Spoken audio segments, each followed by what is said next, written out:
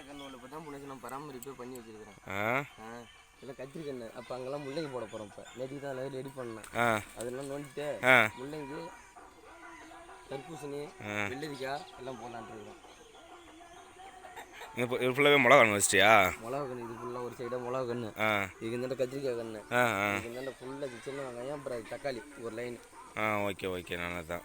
எப்படி தான் எவ்வளோ வெங்காயம் எவ்வளோ வாங்கிட்டு வந்தேன்? வெங்காயம் 55 ரூபா. கரெக்டாக போன டைம் மாதிரியே கருப்படிச்சிட போகுது, அதை மட்டும் பார்த்துக்கோ.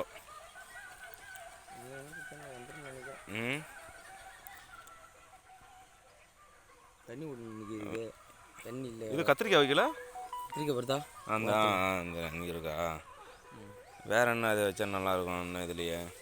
அங்கே அதில் வைக்க போகிற முன்னாடி முள்ளங்கி எல்லா விதையும் வச்சுக்கிறோம். முள்ளங்கி தர்பூசணி எல்லாம் வச்சுக்கிறோம். அது அந்த கொஞ்சம் கொத்தி அது அதில் அது பாதி கொஞ்சம் கொத்தி அந்த வீடு எங்கே அந்த சைடா?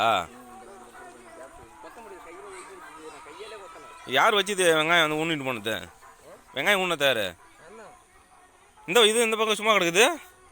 அதில் தான் முள்ளங்கி வைக்கணுங்கிற வெட்டில் ஏண்டா வச்சுதான் வச்சா அப்புறம் அது மட்டும் போட்டு இதுவும் ஒரு இது பார்த்து போட்டுருந்தீங்க. தண்ணி விட்டுட்டு அது வெட்ட முடியல. கையெல்லாம் சரியான வெயிலே எடுத்துக்கிச்சு. கையெல்லாம் இந்த ரொம்ப நாள் மம்டி பிடிச்சி வேலை செய்ய. அந்த பாத்தி ரொம்ப இதாக இங்கிருந்தே மம்டியாலே கொத்திக்கிட்டே போனேன். மம்டியாலே கொத்தி இது வரையும் மம்டியாலே கொத்தி ரெடி பண்ணி போட்டேன் நான் கையாலே. அந்த மாங்காய் கன்று பண்ணி ஏன் ஒயர் இருந்துச்சு, அந்த இது ஒயர் இருந்துச்சு அந்த மாங்காய் கன்று. அந்த இவங்க விட்டு ஆடு வந்து மட்டாருன்னு மேலே இருக்கிற குழந்தை பிக்கணும் பிச்சு ரெண்டா ஒட்டிச்சு போயிடுச்சு. அதோட தான் இப்போ தான் கொஞ்சம் மாடு வாய் வச்சவே அது திரும்பி வர்றதுக்கு ரொம்ப சிரமம் தான். அது இன்னும் போய் எல்லாத்தையும் போட்டு அடிச்சு விட்டாங்க. இது தென்னை இதெல்லாம் சின்ன இதுலேயே காய்க்கிற தானே இல்லை பெருசா? சின்னத்துக்கு காய்க்கிறது. எத்தனை வருஷம் காய்? 5 வருஷம். 5 வருஷம். பராமரிப்பு பொறுத்து இருக்குது. பராமரிப்பு வைக்கிறோமோ அந்த அளவுக்கு இருக்குது.